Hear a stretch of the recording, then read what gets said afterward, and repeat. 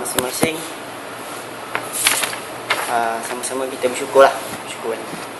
Aku kat sini setuju kalau aku katakan kita kena bersyukur sebab Allah menghantar kita dekat US kan. Antara ramai-ramai orang kat Malaysia tu, antara ramai-ramai orang yang nak fly tu, Allah pilih kita. Sama juga weekend ni antara ramai-ramai orang kat Vendi ni kan. Antara ramai-ramai orang kat Vendi ni, Allah memilih kita untuk dengar sambungan kuliah Hotel Quraniah kan. Mungkin hari ni ramai yang sibuk kan, hari Ahad kan. Tentang Ahad kan, pergi jalan, pergi ke, pergi Walmart ke, pergi mancing. Even housemate aku pergi mancing hari ni kan. Kisah. Tapi bagaimana Allah telah memilih kita untuk lebih memahami Al-Quran kan. Even kalau datang mengantuk pun tak apa, lagi baik daripada tak datang langsung. InsyaAllah. Tak dapat banyak, dapat satu pun jadi Okay. Okay. Hari ni Ramadan ni berapa? Kelima kan. Saya tak langsungnya insyaAllah kita akan go through apa yang nak disampaikan Al-Quran, apa yang telah dibedah oleh Syekh Amr Khalid ni melalui kitab dia Hotel Quraniah dalam juzuk yang kelima. Okay, sebelum kita masuk juzuk kelima, kita recap sikit ya. Apakah tema-tema utama yang Allah ingin sampaikan dalam juzuk 1 hingga 4. Juzuk yang pertama, apa tema dia? Apa main point dia? Khalifah kan. Allah nak kita sedar yang kita dijadikan ni bukan sia-sia kan. Bukan dijadikan untuk berhura-hura, berlara-lara, tapi Allah nak jadikan kita sebagai khalifah. Sama kalau kita kat sekolah tu, mesti rasa teruja kan kalau cikgu jadi kita pengawas kan. Tak setuju ke? Jadi PRS ke, jadi badar ke kan, jadi ketua pelajar kan. Itu fitrah manusia lah. Sama juga Allah melantik kita ni untuk jadi khalifah kan. Kena rasa teruja lah. Okay. Dan yang kedua, juzuk yang kedua pula apa pula main point dia? Apa?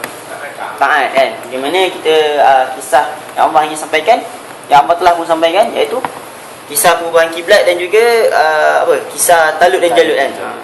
Yang mana kita nak jadi khalifah ni, kita kena taat. Telah menjadi seorang orang beriman yang taat. Okay. Juzuk yang ketiga. Juzuk yang ketiga apa dia punya main point dia? Tak dapat main point pun, apa yang kau dapat juzuk 3. Kita nak jadi khalifah, Allah jadi kita khalifah. Nak jadi khalifah kita kena taat. Kebesaran Allah, kebesaran Allah. Kebesaran Allah tu membawa simbolik yang mana tujuan kita menyampaikan, tujuan kita sebagai khalifah menyampaikan kan. Tapi bila kita menyampaikan, bukan semua orang terima, betul tak? Sebab apa? Sebab orang terima ke tidak, itu adalah kuasa Allah kan. Macam kita tengok video Ustaz Fiti Abdullah kan, sampaikan je. Nak terima atau tidak, urusan dia dengan Allah. Sama lah. Kalau Allah boleh jadikan macam-macam kekuasaan Allah, macam Nazim cerita kan, Allah boleh jadikan dunia alam semesta ni kan. Kalau Allah nak jadikan dia dapat hidayah ke tidak, itu sangatlah senang bagi Allah kan. Itu peluang bagi Allah. Persoalannya kita buat kerja kita atau tidak kan. Okay.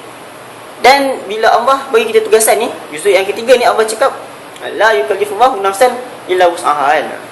Yang mana kita mampu lakukan kan. Bukannya kita tak mampu. Bila kita tak mampu tu kita buat alasan lah. Kita buat alasan sebagaimana kita buat alasan yang orang-orang Yahudi buat alasan kan. Mereka tahu tanggungjawab mereka tapi mereka tak nak sampaikan. Okay. Kita mampu. Dan juga Allah terima atau tidak itu kuasa Allah. Okay.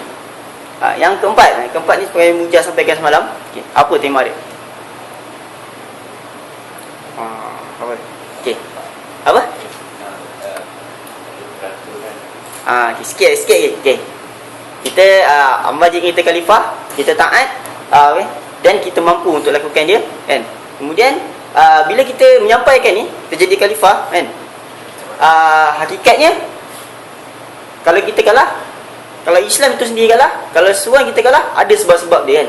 Dan ini adalah yang disampaikan dalam juzuk yang keempat, yang mana Mujah cerita sebab kekalahan Islam tu ada 3 sebab. Yang pertama apa?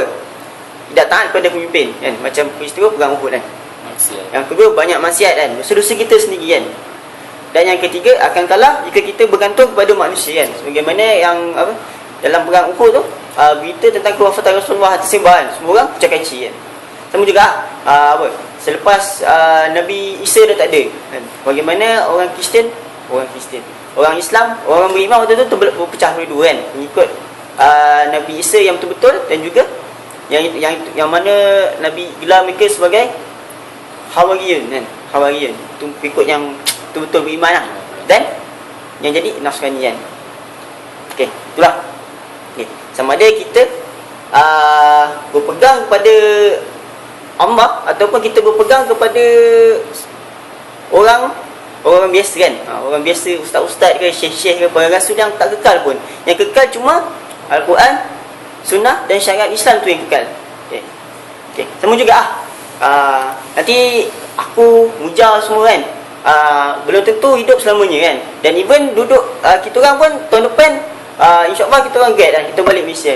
Jangan nanti kalau kita orang tak ada nanti semua dah tak buat dah dakwah tabiah. Semua dah tak join dah usaha. Tak sepatutnya kurang yang kena menghidupkan dakwah tabiah kan. Sepatutnya antum-antum semua ni lah kena push adik-adik freshman sekarang. Sepatutnya macam tu lah. Sebab apa? Sebab kita orang takkan kekal. Nakit-nakit korang semua takkan kekal. Yang akan kekal adalah syariat Allah. Sama ada korang menyampaikan atau tidak. Okey. Tu juzuk 1 hingga 4. Okey.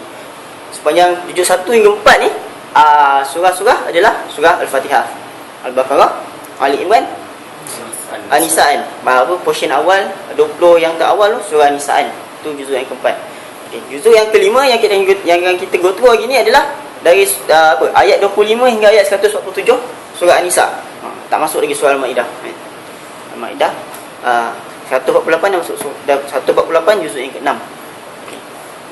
Okey. Sebelum tu kita go through dulu lah. Okey. Surah An-Nisa ni ini bukan juzuk yang kelima ini tema surah An-Nisa. Okay. Surah An-Nisa ni semalam dia sentuh sikit kan. Apa? Ingat tak? Apa? Nak jadi seorang khalifah mestilah seorang yang bukan. Mestilah seorang yang adil. Nampak? Okey. Nak jadi seorang khalifah, jadi seorang pemimpin mestilah seorang yang adil. Okey eh? Okey.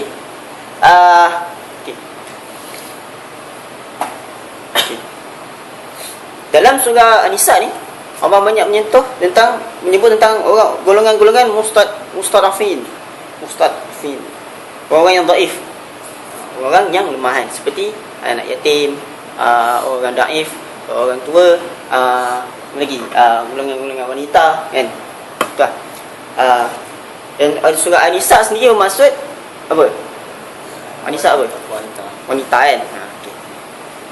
Dan Syekh Abdul Khalid menyentuh dalam kitab dia mengatakan dalam surah Nisa ni Allah nak mendidik kan sebelum kita menjadi pemimpin kan. Sebelum kita menjadi pemimpin kepada masyarakat, sebelum kita berlaku adil kepada masyarakat, kita perlulah berlaku adil kepada An-Nisa itu sendiri, iaitu wanita kan. Bila jentuh wanita ni maknanya isteri kita, anak-anak perempuan kita, keluarga kita lah senang cerita kan. Sebelum kita berlaku adil kepada masyarakat, latihkan diri kita berlaku adil kepada keluarga kita. Tak semestinya kita dah kahwin nanti pada keluarga tak? Keluarga kita sendiri lah. Kalau kita ada adik ke, ada abang ke, ada akak ke, berlaku adil. Okey. Okey. Okey. Okey. Okey. Okey. Tu surah Nisa. Okey, sekarang kita masuk juzuk yang kelima kan. Juzuk yang kelima.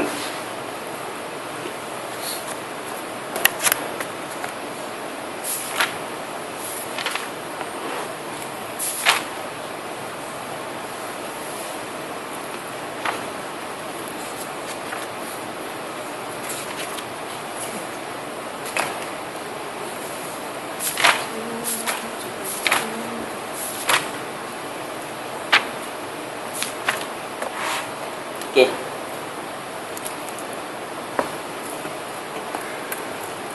Kita mula dengan surah permulaan juzuk yang kelima, iaitu surah An-Nisa ayat yang ke-26 sehingga 28. Cerita kat sini.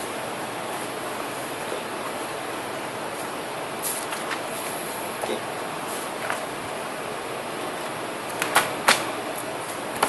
Firman Allah, yuridullahu ayyukhaffifa ankum khuliqal insanu dha'ifa. Allah hendak menerangkan kepadamu dan menunjukkan kamu jalan-jalan orang-orang yang sebelum kamu kan. Okey. Kita dah tahu tugas kita kan? Kita dah tahu kita kena nyampaikan kan. Dan kita tahu yang orang-orang yang hendak jadi khalifah ni perlulah seorang yang taat kan. Okey. Dan tugas ni bukanlah sesuatu tugas yang mudah kan. Bukanlah satu tugas yang mudah. Ramai orang yang terdahulu kan, yang seperti orang Yahudi sendiri yang telah putus di tengah jalan kan, mereka meninggalkan tanggungjawab ni kan. Okey. Dan Allah tahu yang tugas ni bukanlah satu tugas yang mudah kan. Lalu dalam surah An-Nisa ni Allah nak menyampaikan yang mana Allah ni sangat memahami keadaan kita kan. Allah ni sangat memahami yang ini bukanlah satu tugas yang mudah. Dan sebab tu Allah kata, apa yang kamu kerjakan ini adalah kerja-kerja jalan-jalan orang-orang sebelum kamu, jalan-jalan orang-orang yang lurus sebelum kamu, iaitu para rasul dan para anbiya sebelum kita kan. Dan kita adalah menyambung legasi dakwah mereka kan. Kemudian pada hujung ayat Allah cerita apa? Allah hendak memberi keringanan kepada kamu dan manusia itu dijadikan bersifat lemahan. Allah tahu kita lemah, tapi Allah bukan berkehendak-hendak membebankan kita dengan tugas ni kan. Okey. Dalam surah Nisa ni, tema dia adalah keadilan dan kasih sayang kan.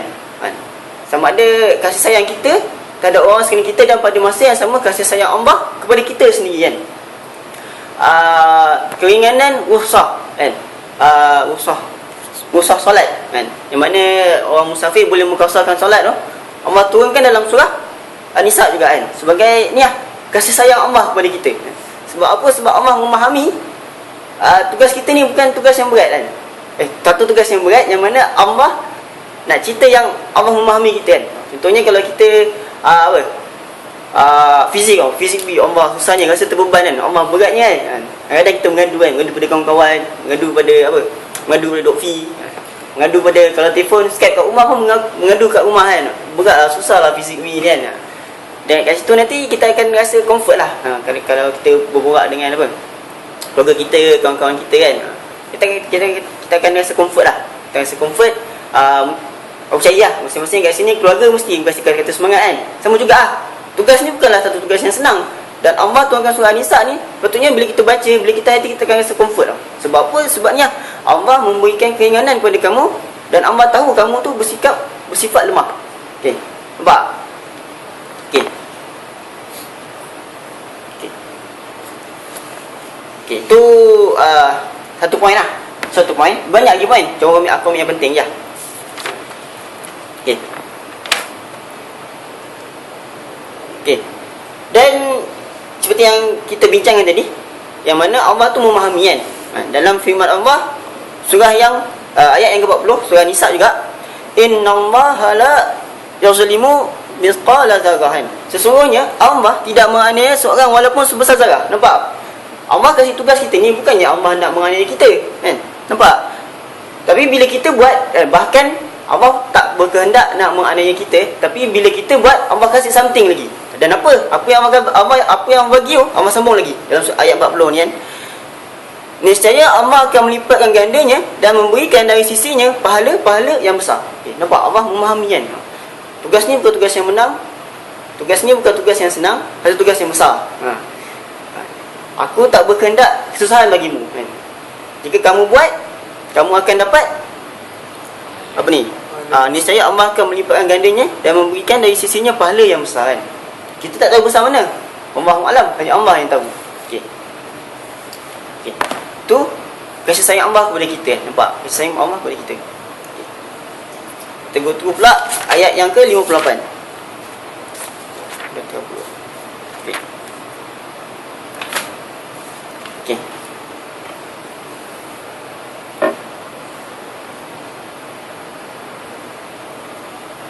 Okey.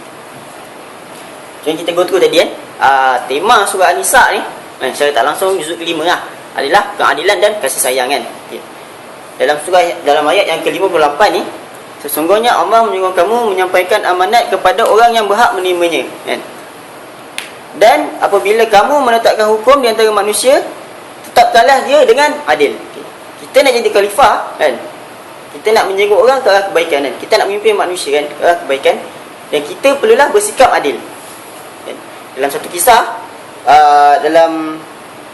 dalam surah Nisa ada cerita lah, ayat yang ke-105 kan? Ayat yang ke-105,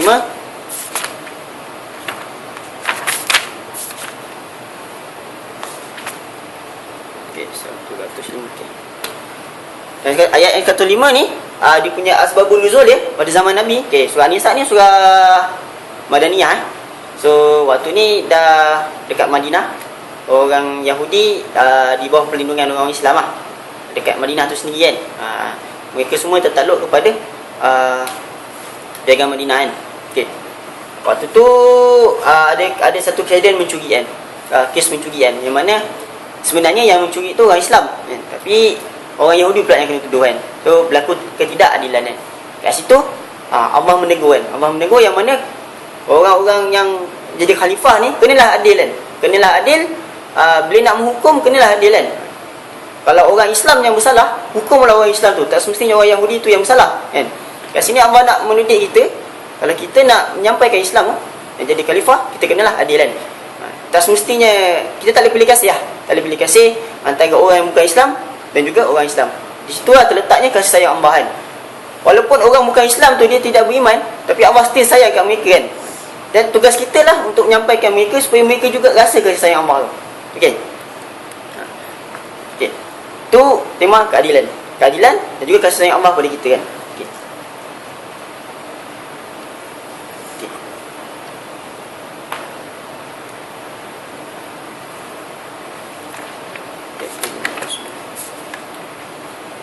Okey. Seterusnya ayat yang ke-59. Okay, ayat yang ke-59 ni Syekh Amr Khalid dia menyentuh, dia kata apa? Surah An-Nisa ni, surah juzuk yang kelima ni, surah ayat ke-59 ni adalah jantung. Mana jantung juzuk kelima ni. Jantung surah An-Nisa. Sebab apa? Main point dia terletak kat situ lah. Okay. Firman Allah, ya ayyuhallazina amanu atii'ullaha wa atii'ur rasul wa ulil amri minkum. Ya. Hai orang yang beriman, taatilah Allah dan taatilah Rasul dan ulil amri di antara kamu dan pemimpin di antara kamu kan. Okey. Kita nak jadi khalifah kan. Kita nak jadi khalifah, kita kena bersikap adil kan. Dan dasar keadilan ni adalah ketaatan. Sebelum orang nak taat kepada kita, first thing first kita kena taat kepada Allah dan Rasul. Okey, nampak? Kalaulah kita tak taat kepada Allah dan Rasul, mana mungkin orang lain dapat menerima seruan kita. Nampak? Ni kita berbalik kepada syaratul haq hari tu lah kan. Kita nak ajak orang kepada kebenaran, first thing first kita kena ubah diri kita sendiri. Okey. Okey. Tu jadi lah. Jadi itulah tema dia. Juzuk yang kelima, iaitu kasih sayang Allah kepada kita, yang mana Allah memahami tugas kita ni bukanlah satu tugas yang senang kan. Dan nak jadi pemimpin, nak jadi khalifah tu kita kenalah bersikap adil kan. Dan dasar keadilan adalah ketaatan. Dan ketaatan tu, sebelum kita nak orang taat pada apa yang kita sampaikan, kita hendaklah taat kepada Allah dan Rasul itu sendiri kan. Okey. Dan apa yang berlaku, okey, lawan keadilan apa? Orang-orang yang tak adil, zalim kan. Okey. Okey. Jadi juzuk yang keempat ni tema dia keadilan kan. Kita hendaklah bersikap adil. Juzuk kelima. Juzuk yang kelima. Terima kasih. Okey. Juzuk yang kelima kan. So insyaAllah nanti besok orang yang menyampaikan juzuk yang ke-6 ni, dia akan menyampaikan kenapa, apa akan terjadi jika kita berlaku zalim. Maknanya kita tidak berlaku adil lah. Kita menjadi khalifah, tapi khalifah yang tidak adil. So ada akibat dia. Ini akan disampaikan dalam juzuk yang ke-6. Okay. Setakat tu je. Ada apa soalan? Ingat lah, tema dia kasih sayang Allah kepada kita dan keadilan serta taat kepada Allah dan Rasul. Okey, insyaAllah sekian saja. Aku qauli hadza wa astaghfirullah li wa lakum. Assalamualaikum warahmatullahi wabarakatuh. Waalaikumsalam.